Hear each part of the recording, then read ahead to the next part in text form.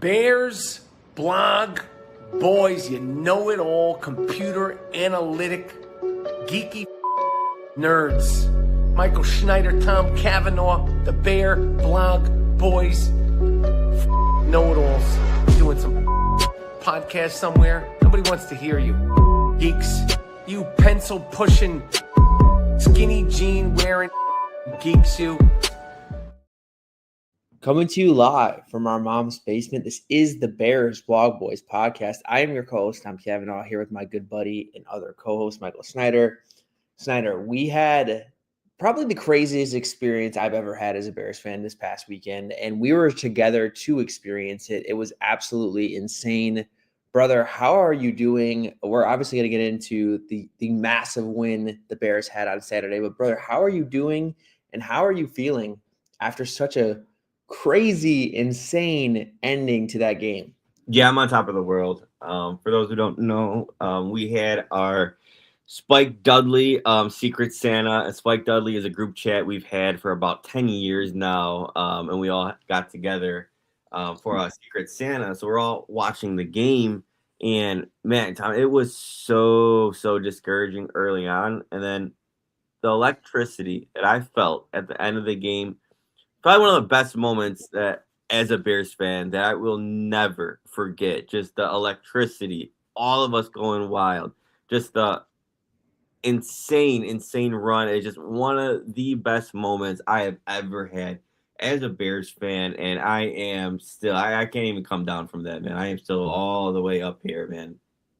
It was an out-of-body experience. It truly was. I like blacked out. I don't even remember what I did. I watched Tino recorded us, our friend Tino, and I like don't even remember doing any of what I did because it was so improbable, like all of it. Just the fact that the Bears were able to even stay in the game. I mean, when you're down by 10 points with 3 minutes left to go, it's usually over, right? Like things are usually not going your way. Yep. And you mentioned it best, Center. It was really disappointing too for most of the game that the Bears were not capitalizing on a pretty significant injury the Packers had with their starting quarterback, and the Bears still couldn't get it done. And then, some things go their way and their luck totally changes. And then once the momentum shifted, it never got back. The Packers never really had a chance, I felt like, once that momentum truly shifted. Once they recovered that onside kick, it was over. And it's nice to see that. Senator, I thought about it this way. This is a game like in years past where the Bears are on the losing side, where they find a way to lose this game the way that the Packers lost this game. And it's nice to see that changing, right? Like it's nice to see that the Bears are not the ones making the mistakes in the critical times that it's going to cost them the game. And I know we're going to talk about what this performance means in the grand scheme of things. I think, it's not great that you needed an onside kick and all the things to go your way at the very end of the game to win. But at the same time, it's nice to see the Bears can win these ways. And that's totally different than in years past. Yeah, I mean, just to keep your cool, be unfazed. Yeah. It just seems like in these moments of crunch time when it's do or die, Caleb rises to the occasion, right? Like the guy just puts like, I don't even know how to describe it, right? The guy is just super cool in these moments. He always steps up and he's like, all right, like let's do this shit. And more often than not, he is just money in those situations. Yeah, he 100% is. And we could talk about the whole game because I didn't like going back. I think people were really critical of like what Ben Johnson was doing at the time, and going back and watching their offense, I didn't really have a problem with it. And if you just look at the overall efficiency, I'm sure how they performed in the late minutes and overtime influenced like their overall efficiency. But I like going back and watching it, I didn't really have a problem with what they were doing. I wasn't like, oh my God, the Packers totally have the Bears scouted out. That wasn't what I thought. Center, I truly thought that the Bears couldn't stay on the field. And when they on offense, and so when they couldn't sustain drives, their defense could not get a stop until the Packers were like yards away from scoring. Yeah. And the Packers possessed the ball 11 minutes longer than the Bears, and that's including overtime. So, I mean, if you probably exclude overtime, that's probably going way up. The Bears could not stop the Packers. It was just a bunch of long drives, running the ball, play action with Malik Willis, and it was just really frustrating. The Bears could not get him into a rhythm offensively. I didn't think there was anything that they were doing. I just thought the Packers kept their offense off the field. Like going back and watching, I was like, man, it felt like the Bears only had the ball twice in the first half. Well, they only had the ball twice in the first half. Like it felt like that because that was what it was. And I thought the Packers had a really good game plan early on to just kind of keep the Bears off the sidelines. Yeah, that is probably one of the most insane stats that you'll ever hear from a game. Just total control of the time, and it just seems like early on, even when Love was in, it just like those like quick dink and dumps, that first read stuff, like just they are just so like such pros at that. And you see, to control the time of possession like that is just insane. I thought they had just a really good game plan. They did a lot of outside runs. If you just look at their success rate and their EPA per rush on outside runs, they were third on the week. They averaged plus 0.36 EPA on outside runs, a success rate of 47.8%. So, I mean, I thought that was kind of the base of their game plan. It was a bunch of jet sweeps. We saw Jaden Reed, Xavier Williams, like all those guys kind of get involved in the jet sweep game. And then I thought they play action off that really well. And then when Malik Willis came into the game, they kind of had some design QB runs for him anyway that I thought really tripped up the Bears game plan. It like, I'm not trying to say that like the Packers offense was better with Malik Willis, but for him to just keep thrusted into this game, that kind of changes like your whole defensive game plan, right? I think we saw the adjustment that the Bears were not going to blitz as much in this game. They were definitely going to play a lot more zone coverage. And that's unfortunate too, Snyder, because just going back and watching, they are not, I would say a lot of the players on this team are not comfortable playing that way. And Dennis Allen for sure is not comfortable calling that kind of game, but it was what it was. But we were talking about it at the time when Malik Willis comes in, your whole game plan should shift, right? I know that's hard to do. Like you just prepared for an entire week that, hey, we're going to do this, but now we have a totally different quarterback. Your game plan should shift. It's hard to do that mid-game. So I thought that was also a wrinkle that kind of threw this Bears defense off, and they weren't able to kind of adjust on the fly until the very last minutes of the game. Yeah, and it's tough. It's just like Jordan Love. I think Jordan Love is one of the most underrated quarterbacks in the NFL. I think he's just a professional's pro.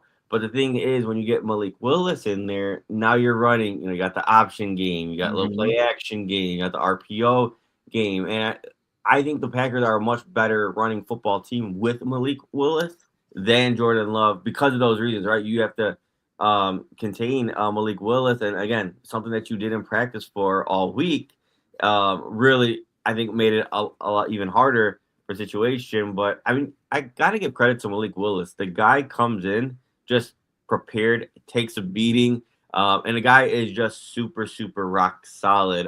Definitely, again, you get your backup quarterback in, but definitely a guy you couldn't underlook. And the Packers were moving the ball, they were rushing the ball. So again, still wasn't an easy task for the Bears.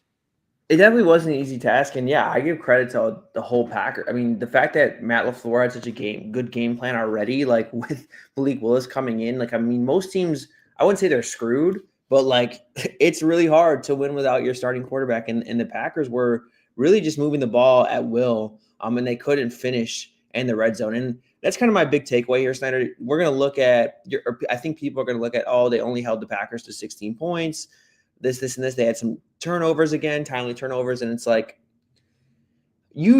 I wouldn't want to win games like this, right? Over and over and over again. If teams, have 384 yards on offense, I think that's a pretty poor performance. I'm glad they made timely stops. I'm glad they kept them out of the end zone. They bend, they didn't break. That's great. I think you'd want to see a little more, I don't even know the right way. I guess restraint from them getting even in scoring territory, especially when it's their backup quarterback that's in the game. So, yes, in the scope of this game, I think the defense came through, right? Nahshon Wright has that forced fumble. That was a huge play. And just overall, they held them to field goals. They stopped them on that 4th down in overtime. They made the timely stops they needed to, but I think you want to make it a little bit more challenging than they did for a team with their backup quarterback. Yeah, and no doubt about it.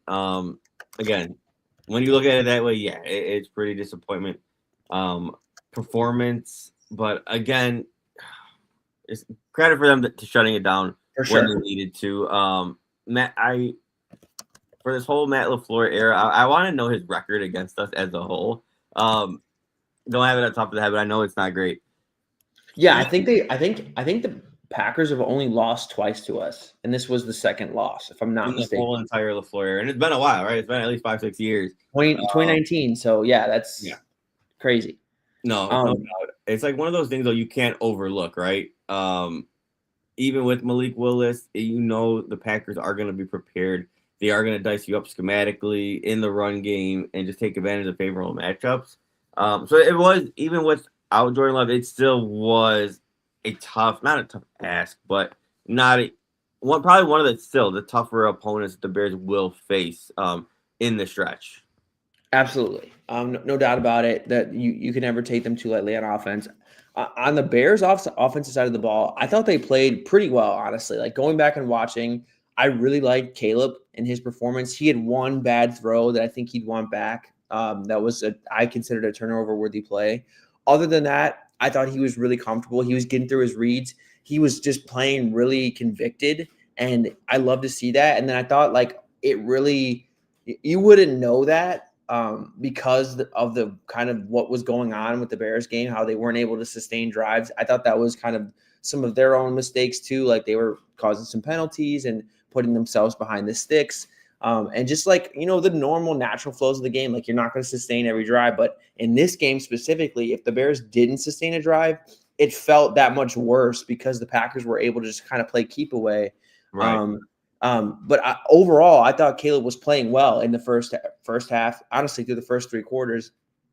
And then the fourth quarter, he was absolutely lights out. I mean, every single throw they needed him to make, he was there making those throws. He was ripping those in breakers over the middle. When defenses are going to stay in those prevent coverages, Caleb was attacking the right areas of the field, just keeping the chain moving. Did they get bailed out a little bit on some of the penalties on the Packers side? That face mask penalty was a huge game changer for the Bears.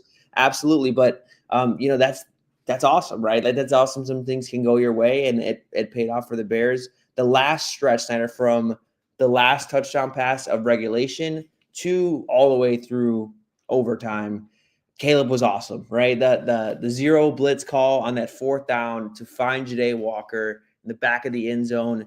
I mean, as good as it gets, he's getting flushed out to his right. There's a guy right on his backside. He's able to find Ja'Day Walker, and then obviously the most incredible throw of the season. So in my opinion, Snyder, it's the throw of the season. Like I think it's the best throw of the year.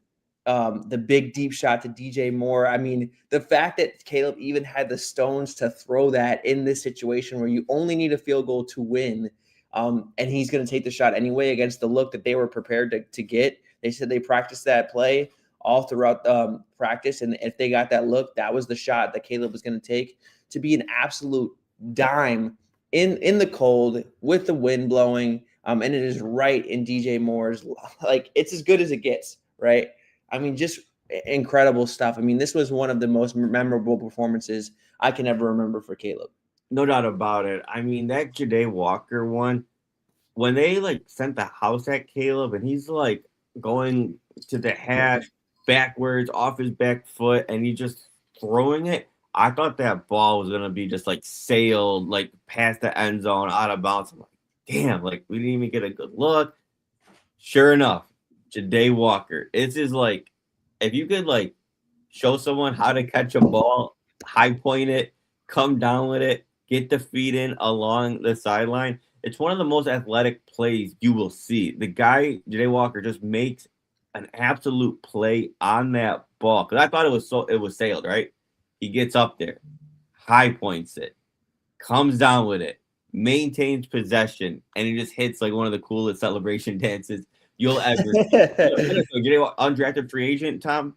Yeah, he was. A guy who had to fight in the preseason, showed flashes to even make this roster. Gets going because of the injuries and just steps up when we need him. Just a catch that I'll never forget, but just tons of credit to him coming down with it because I was terrified, right? It's 4th down. Like, damn, that's the best look we can get. We just throw a prayer and he comes down with it. And then going to the next play, I keep saying on this one, I love Caleb out of play action, right? The guy, he was coming out of his break, steps into the pocket. No one expected it, right? Like the Bears, all they needed was a field goal. They could have been conservative, right? They could have just run, settle for the field goal. You know, as terrifying as always that sounds, is I'm like, I never want that to happen. So they hit the play action. You got one-on-one coverage with DJ Moore coming out of the break from the play action, steps into the pocket, right? Where there's pressure coming, takes 2 steps forward, and just the most perfect pass you could ever dream of. Like he almost just like handed, like, here you go, right? It's insane.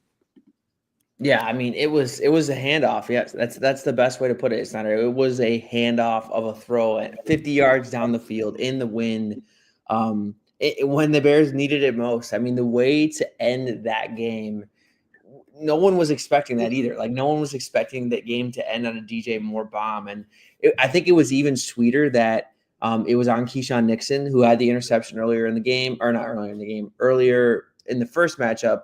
To close the game. Keyshawn Nixon had that pick. And then he also cheap shot at DJ Moore. And so the fact that DJ Moore was able to score the touchdown on him, and he didn't talk after the media too, I thought was pretty cool that he was able to shut Nixon up. And then, Tom, the thing is with that play, sorry, my camera was in and out. On that DJ Moore touchdown, just to finish it up, Keyshawn Nixon is basically climbing on his back. Like it could have been a pass interference. Total pass interference. He was climbing on his back, which is never a doubt. The way DJ Moore muscles that ball in. And then shout out to DJ Moore and it seems like, you know, earlier on in the season, something that I never like, we were talking about this, something that like it's so hard to consider because you want immediate returns, right? Mm-hmm. Ben Johnson offense is very hard. It's very complex, and it's, you know, that goes to the offensive line, the quarterback, to the receivers, to the running backs, everyone being on the same page, understanding the lingo, and just having the instincts of it there and there. You know, even though Caleb, you could say like, yeah, he was a little bit inaccurate, but, you know, at the same time, was it also the wide receivers really not on the same page? You've seen this the past few games really, really cleaned up, right? As far as timing, the accuracy, and the receivers being on the same page. You are seeing it come. It's becoming a lot easier. Like, right, they're all, and you tell Caleb's is playing quicker because of it, right? And he's delivering strikes. He's going through his drop backs, and it's the operation is just so much more clean. That was a big observation for me in this one, how much cleaner Caleb looks from start of the year. And I thought that, like, I never thought Caleb was like the one to get stuck on progressions, but like the time in which he did it and his process, kind of like things being choppy and looking delayed and him being a little late. This game was one of the best, I thought, in just terms of he's getting to 1 to 2 to 3 to 4 within the rhythm of the offense. And there was a couple times in this game he got to the backside. He got to his 4th progression. The first play of the game, 2 Ja'Day Walker. It's an in-breaker over the middle. He's literally going from 1 to 2 to 3 to 4, and he gets to Ja'Day Walker, and it was like, wow, like this looks like night and day different from that first Vikings game when, yeah, I saw him go through his progressions, but he's kind of late getting there. He is just a lot quicker, and this is what we were anticipating, right? Just the more time within this offense, the more comfortability everyone's getting to. The fact that Caleb can get to his 4th regression to a guy who has barely played at all this year and have trust that he's going to be where he needs to be in a pretty risky part of the field. Like, I thought all those things were encouraging. So there were a lot of encouraging elements even before the Bears, you know, kind of had their comeback run. It just, I think that the slow start was more to do with their defense than it was their offense. Even the first drive of the game, the Bears moved the ball really well. They had a really great drive, and they just make a mistake at the very end on a trick play that costed them points, and they weren't really able to recover from that because their defense couldn't get the Packers offense off the field. Yeah, I mean, I said it last pod, like, I was never worried about Caleb, right? I think he's always displayed that, okay, he has the high floor, right? He's going through his reads. He throws with anticipation. fires it into the tight windows. We never got that with the two prior quarterbacks, right? Like we never, right? So we knew the floor. We knew he belonged, right? We knew this. All right, this guy, he's an NFL quarterback. The floor is high, but then it was just like, there was like the complication of Ben Johnson's offense, the accuracy, but again, goes to timing with the wide receivers, understanding the routes more, this, and that. And the thing was, the Bears were winning games with, rushing for 200 yards, and Caleb may have not had the best game, right? Or you're winning games where Olamide Zaccheaus is your number one target leader, right? Like all of those things were finding ways to win, but it was like, damn, like Caleb's kind of just along for the ride, but it's okay. Like you're learning how to win, you're stacking those wins. But I always remain so optimistic when I'm like, damn, we're winning these games. In this whole offense, like you've never had a game from start to finish where it's like you had a good passing attack and a balanced rushing attack, right? It was always one or the other.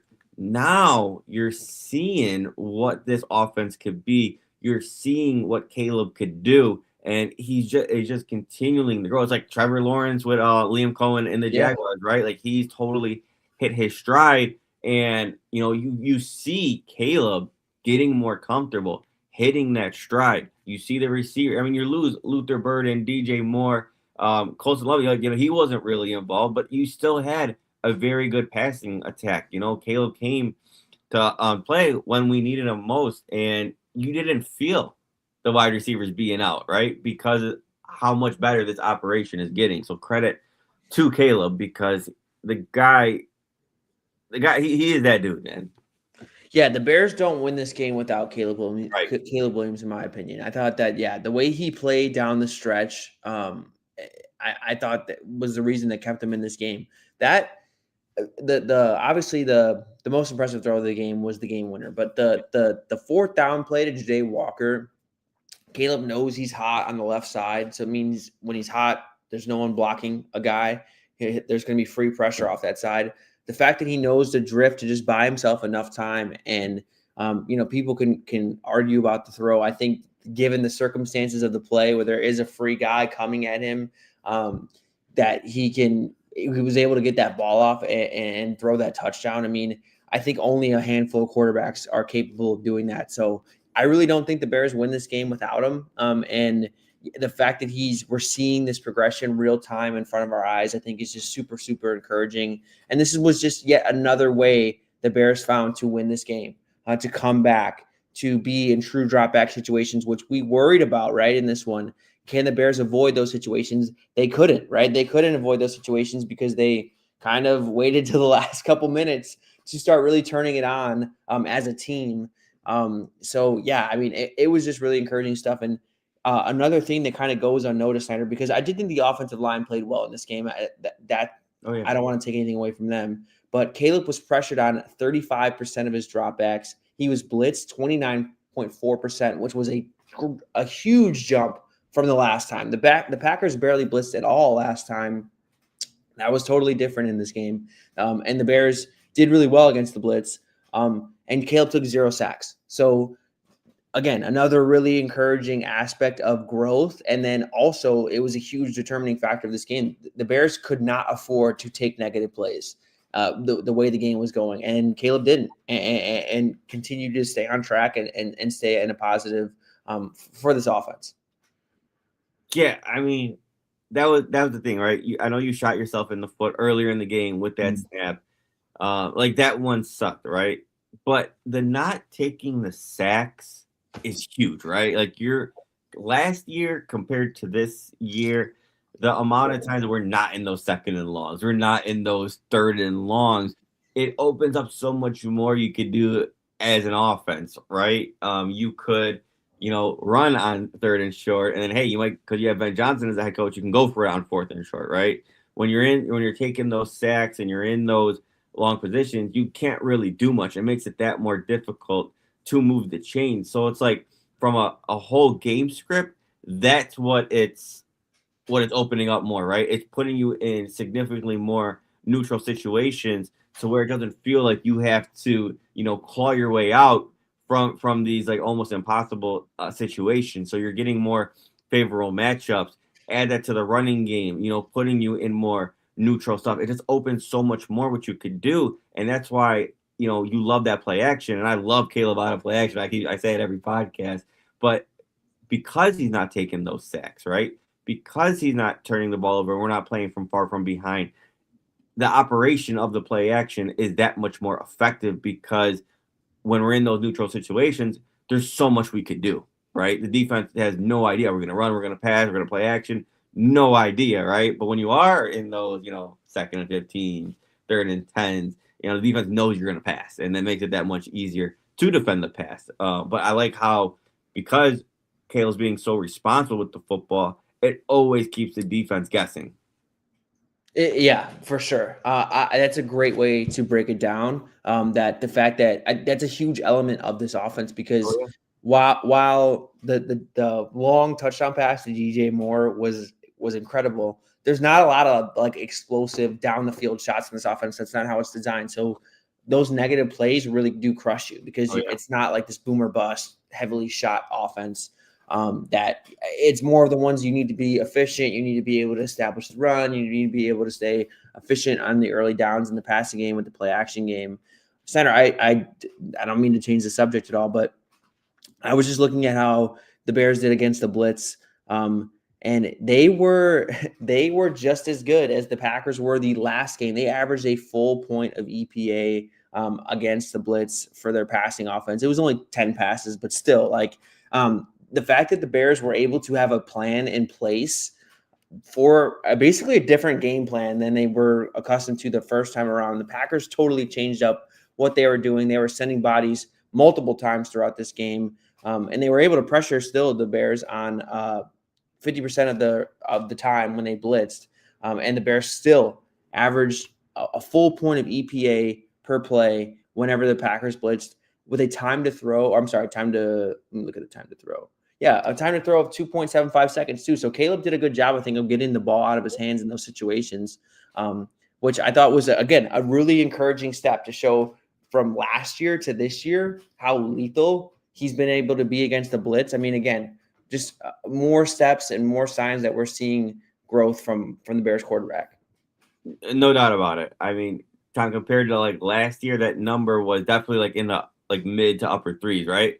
Like For sure, it wasn't yes. good. Yeah, it's one of the worst across the league. So again, continue your point. The growth of not taking sacks, right? The growth of getting rid of the ball quickly against the blitzes. Like that is just tremendous growth, right? Like I think even last year, like he showed the floor was high with him, right? Even this year, the floor he showed really high, but he's growing in those, like you see growth, right? The thing is you didn't see it with the last quarterback. It was just the same story season after season, like, okay, he's gonna get better at this. No, he's gonna get better at this. No. At least you're seeing a jump from Caleb year 1 to year 2. And I mean, you can't really ask for much more. He's cleaning up the areas that he needs to, right? Like, what more can you ask for? Yeah, I mean, I'm right there with you, Snyder. I mean, it's really, really encouraging, and it's exactly what you want to see. Beyond this game, there is also more news. The Bears have officially clinched a playoff spot with the Lions losing. They are in a 2-game lead, I believe, with the division. They're currently the 2nd seed. Snyder, man, this is a crazy place to be. I'm gonna be honest. I did not expect the Bears to clinch a playoff spot with 2 weeks left in the season. That was not my expectation going into this year. I thought the Bears could be, have a chance at the wild card. I would never have imagined with the Packers trading for Micah Parsons and just how the division planned out last year that the Bears would be on the top of this division, with really the ability to control their own destiny. I believe if they win one game, they lock up the division, if I'm not mistaken. Yeah, I was gonna say if the math is mathing, the magic number should be the Bears win 1 and they're in. I have to imagine. I could be wrong. I am just doing my own math. The Bears have a 2-game lead. They win 1. I think it should be good there because we're already 2-0 against the Packers, and then the Lions just lost. So that should be it for the division. and I think there's probably still some hope for the Bears to have the 1 seed. So some very meaningful football as we move forward. Again, obviously my hopes and dreams is the Bears do get the 1 seed and get a first round bye. And now, if not, the consolation prize is you better win the division so we could host a home playoff game, right? And have a more favorable matchup going against a wild card opponent there. So the Bears still have some business to take care of. But yeah, my expectation was always like 10 wins is where I had it at. Wild card, get some playoff experience, hopefully you win one. And I'm happy, right? My rule of thumb of a successful season is win one playoff game, right? If you haven't been to the dance in, so many years and this is your first time coaching the team and first year these guys together, get to the playoffs what was my goal. Win one was exceeding that. I think that's what you consider a successful season. Now, I can't believe I'm saying this year one with Ben Johnson, year two with Caleb Williams. As concerned as I was and still am about the defensive line, that the Bears, why I kept being overly optimistic was, hey, once this quarterback figures it out, once this offense figures it out, where you could have a balanced game from start to finish, they could compete with anyone and they could mask that defensive line, right?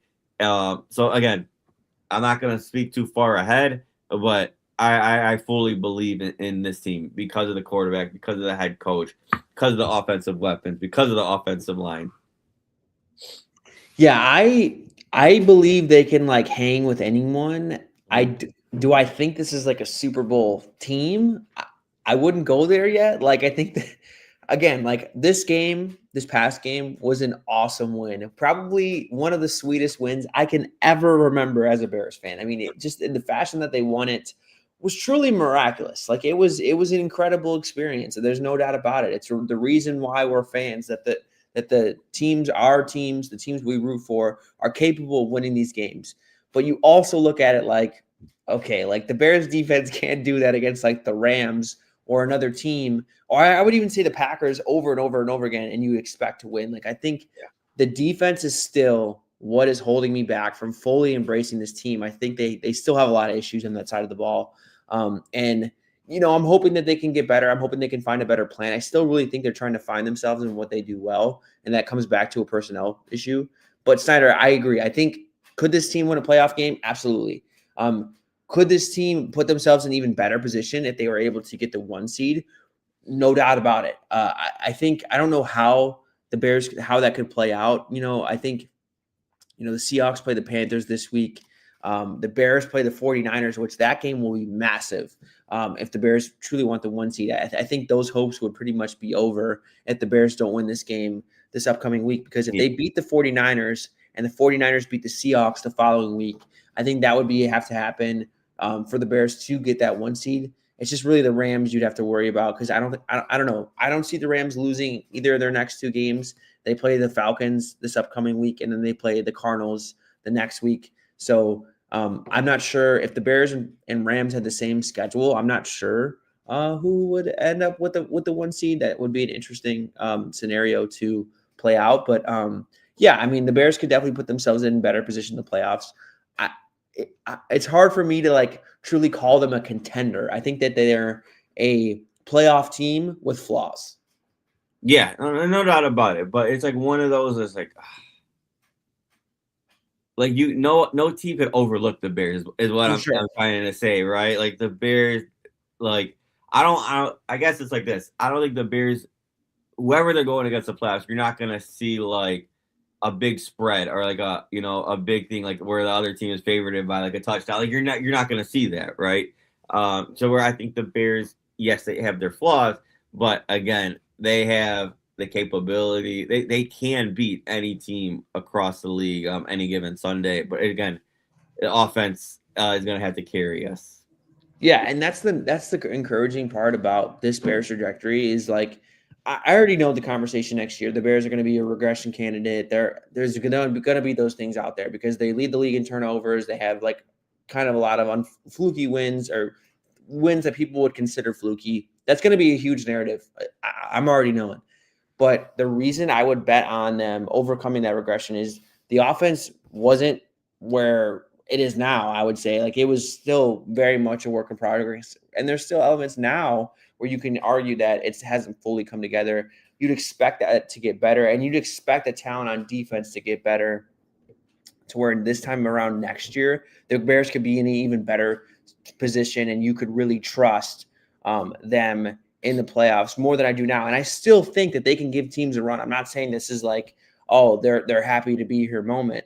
I think they can give teams a run. It's just I do think that they have a lot of issues on defense to where I'm really not like this isn't like I don't even know how to compare it. Like where I think that they truly have like Super Bowl potential, but any given Sunday Center, you said like if you're in the dance, you got a puncher's chance at the very least. Yeah, and I think the Bears have an even better chance than a puncher's chance.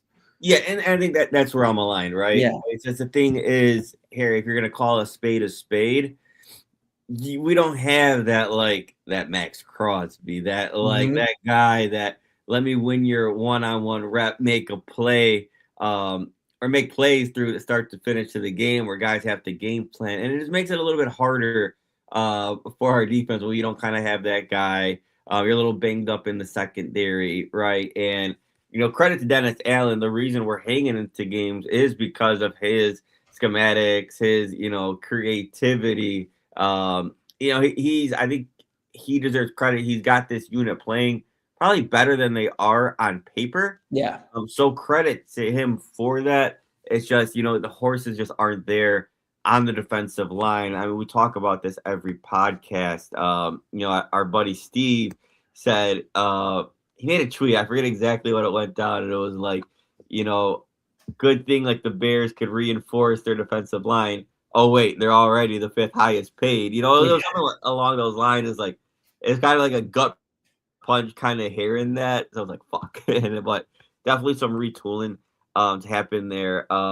But yeah, other than that, I mean, Tom, if you wanted to start talking about the defense line a little bit more and their performance, wasn't really much. And it's kind of weird. So you see Montez Sweat, the past 2 games, he's had like a win percentage of like 25 and like 35. Like it's a weird number, but only like 4 pressures the past 2 games. I know he made that one insane play. I don't know what came out of him, right? Because you don't really see that with him. He just totally, I forget who the right tackle is, Tom, just totally bull rushes him into the ground and comes up with that sack on Malik Willis where he's basically just like crawling on his back and slamming him down.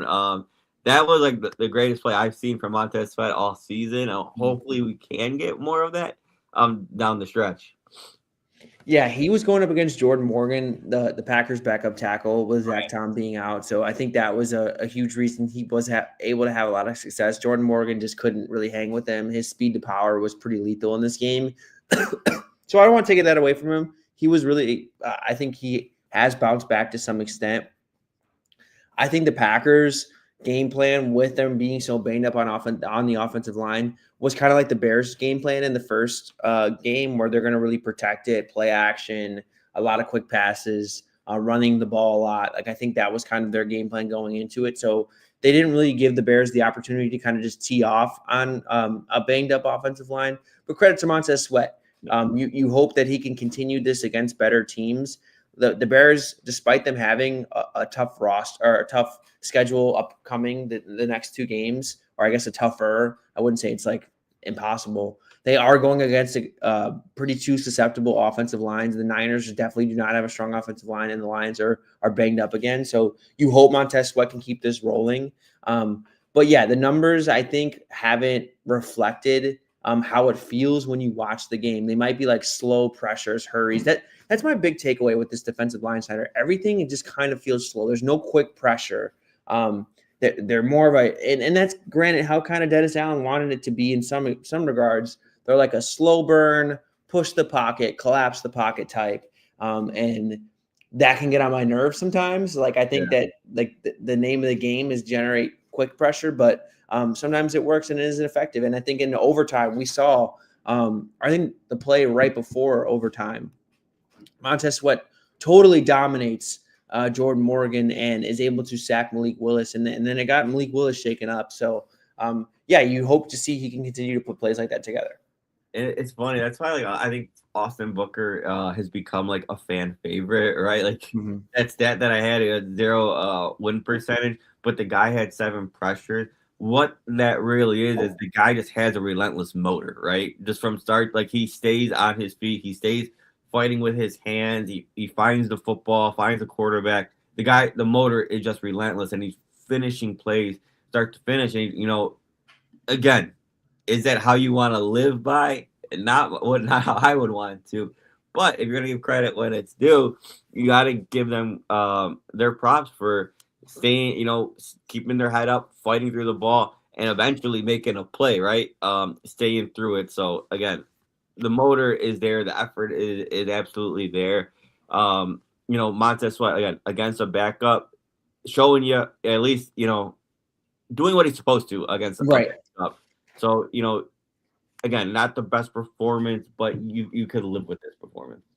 For sure. That's the best way to put it. Like, just take care of business, man. Like when you are afforded these matchups, just take care of business. And to Montez Sweat's credit to, or not his credit to, I don't want to make excuses, but it's not like they do a whole lot to give him easier matchups. Like, I think when they don't present themselves, like the Bears aren't like shifting their defense around to like give him favorable one-on-one. So I think that also plays into like maybe why he hasn't been as effective. I like to see him move around a little bit more. I think he likes to be on one side, so that could also make sense too. But yeah, I mean, for them going into this season, treating him like he's their best pass rusher, they don't kind of structure their defense around that. But I like what you said, Sandra. This defense, while they aren't the most talented group, they are nonstop motor.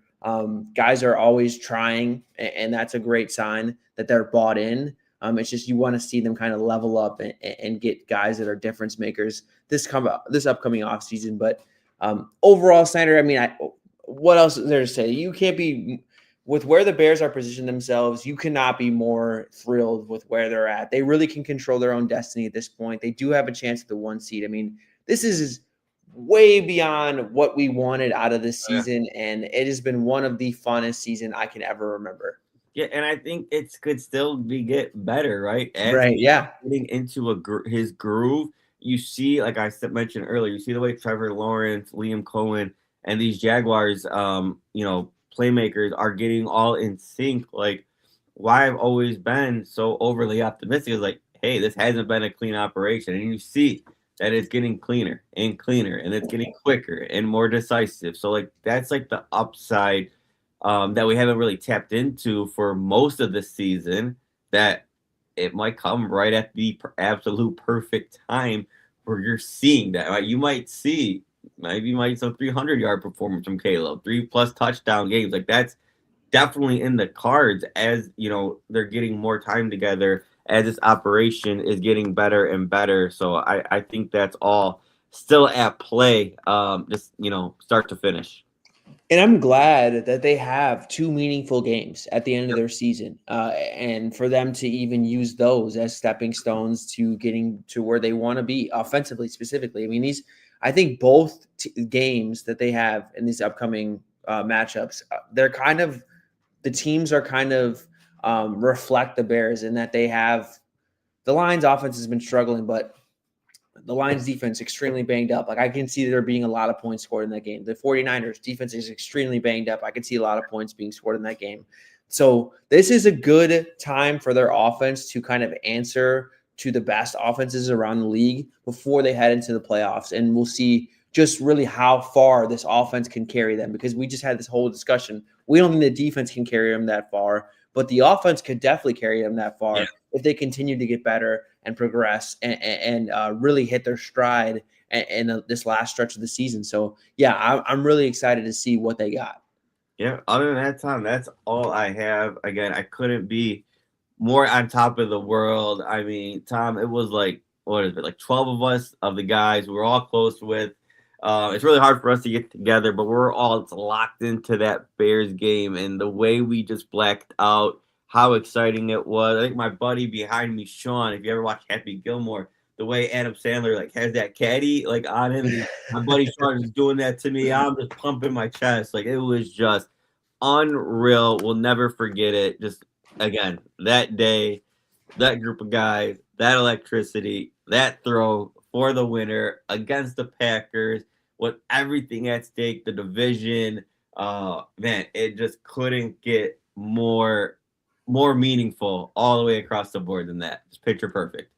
Yeah, I mean it's as perfect of a moment as there will ever be in NFL history. I mean, just total electricity. I mean, I just can't words can't describe it. It was a an undescribable feeling. So yeah, I'm just thrilled with how the season has gone. But No doubt. we will be back to preview a huge Sunday night football game against the 49ers. But until we meet again, y'all, keep it real and bear down. Bear down.